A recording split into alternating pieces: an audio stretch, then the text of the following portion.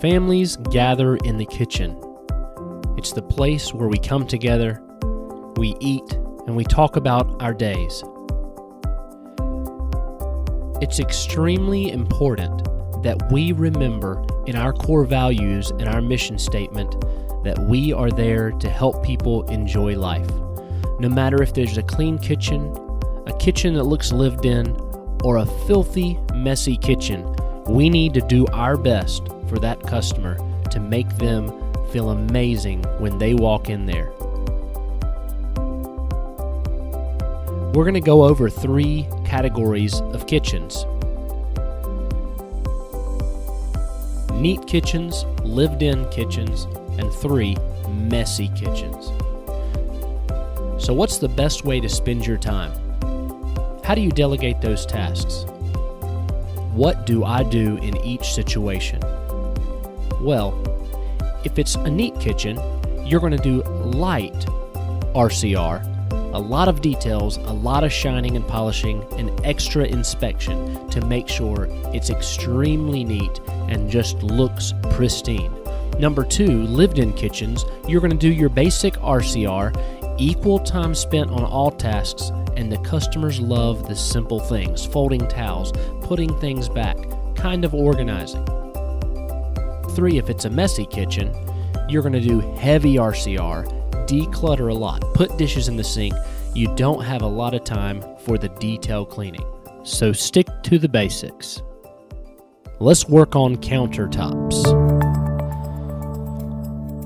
Now for counters, we use Shine Spray, which is our yellow alcohol-based spray. You can use it on any surface you'd like.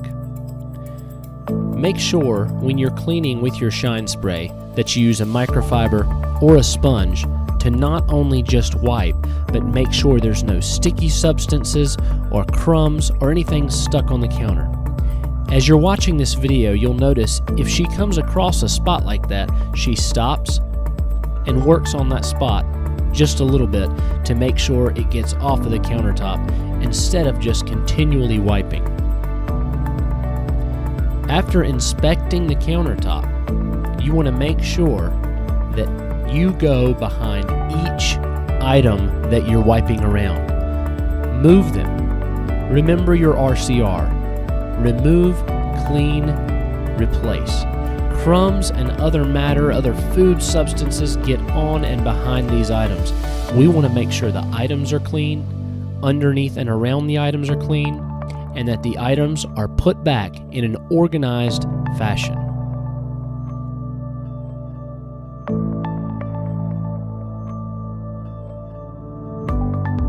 Now the sink. When you deal with the sink, you want to make sure and not only just wipe the sink down, but you want to make sure you go after the details around the faucets, around the knobs, around where the sink meets the granite or the countertop. You want to make sure the drain gets cleaned really well. Use your Shine Spray, and if you need to use the React spray with a little baking soda in the drain, do so. Just make sure there's no mold around the crack where the drain meets the sink. Make sure there's no mildew or any substance down in the drain. Use that React spray to kill that mold and to kill that substance. Then take a dry rag and just polish that sink and make sure it shines. Make sure there's nothing left on the sink and it looks as new as it can possibly look for that client.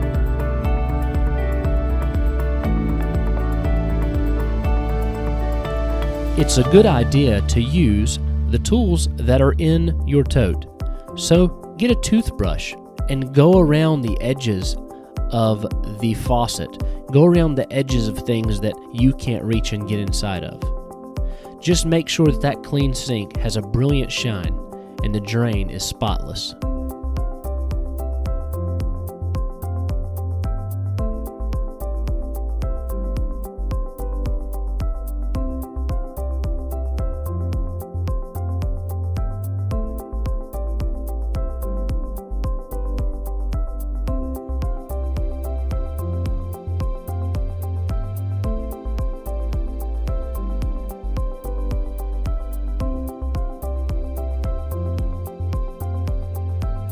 Microwaves are always pretty dirty.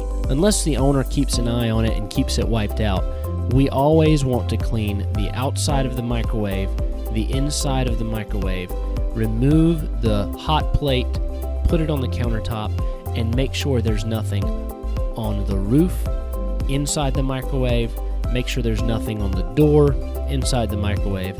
We want to make sure it is absolutely spotless. Use your Shine Spray or use your All Spray.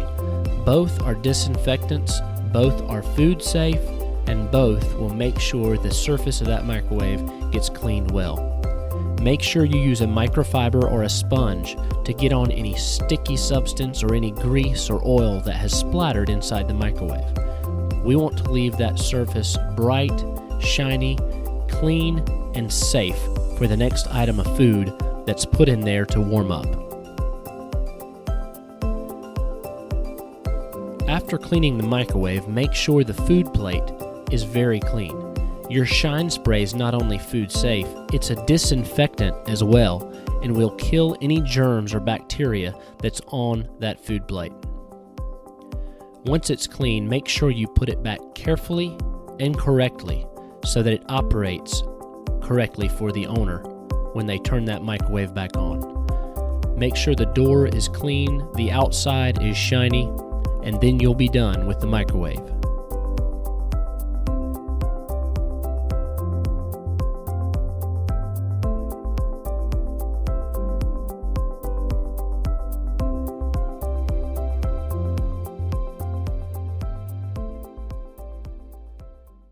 Ceramic stovetops. They can be challenging, but if you go over these few steps and use your baking soda, React Spray, and non-scratch sponge, it'll make the job a lot easier. Put baking soda on top of the ceramic stovetop, then spray it with the React Spray, and start to use your sponge to make sure that white foam gets spread all over. And not only spread, but make sure, as we speed up the video here into super fast motion, you can see it's really being scrubbed off. It needs to be scrubbed in a very organized and detailed pattern to make sure every spot is gotten and nothing's missed. If there's any black stuck on residue, spend a little more time to make sure it gets scrubbed off. Then use your Shine Spray, spray down the surface, and remove all of that residue and loose dirt that you just scrubbed. Use your paper towels and wipe away that Shine Spray. Get away a lot of that residue that you just sprayed. You may have to do this several times to make sure that surface is bright, shiny, and everything is off of it. Remember, you're not in a race, but you are fighting to make sure quality is amazing. Polish it until it's perfectly shiny. Use your Shine Spray, use paper towels, use a microfiber cloth, but make sure that that thing is polished and it is beautiful.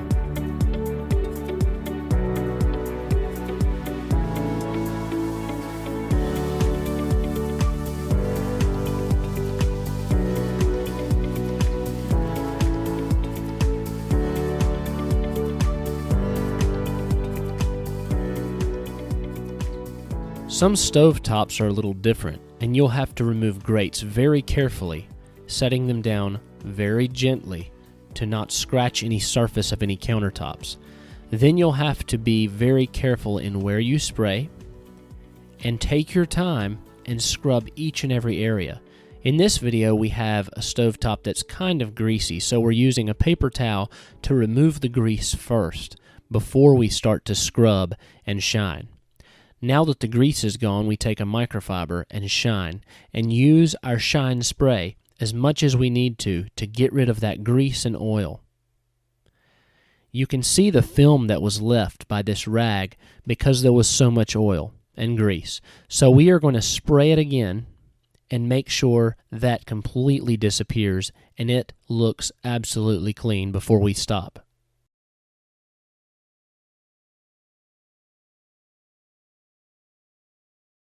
Remember, your job as a cleaner is not to just go through the motions, but it is to make sure that that thing looks the best that it can.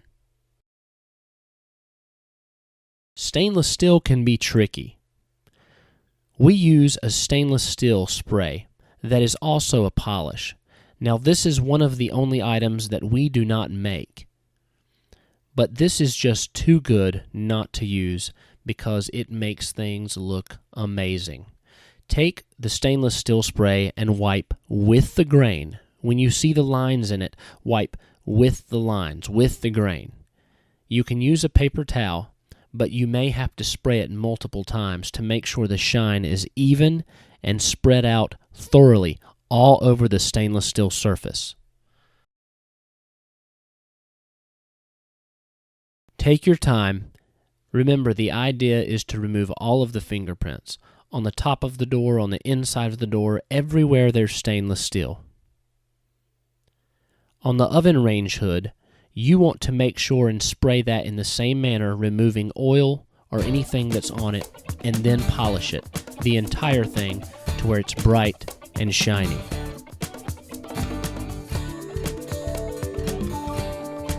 If you need a step stool, ask a supervisor or ask a customer. Most of the time, there's one right around the corner in the kitchen.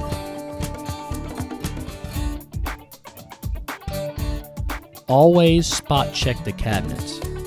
Food usually splatters, and when it splatters, it goes down. Cabinets often catch the food splatter, and we want to make sure that we remove as much as possible.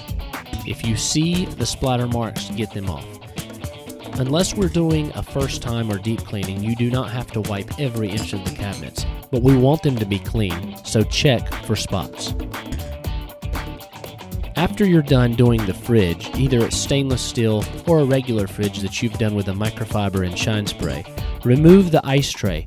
Water, as you can see here, gathers, and if it sits there, it will begin to breed mold and mildew.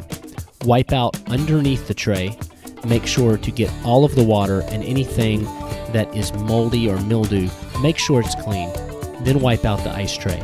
Oftentimes, it's just moisture and water that you have to remove.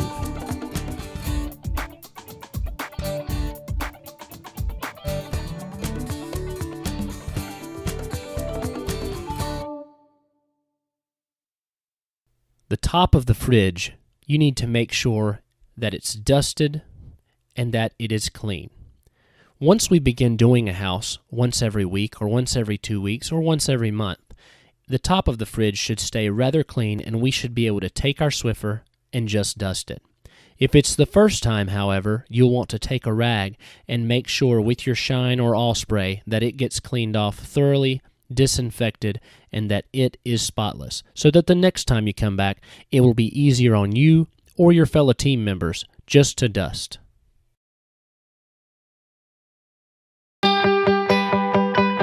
When our customers come into the kitchen, they should be able to enjoy life and know that it is sanitary and clean. And if they feel that way, then you have done a wonderful job. Remember, the kitchen is the heart of the home.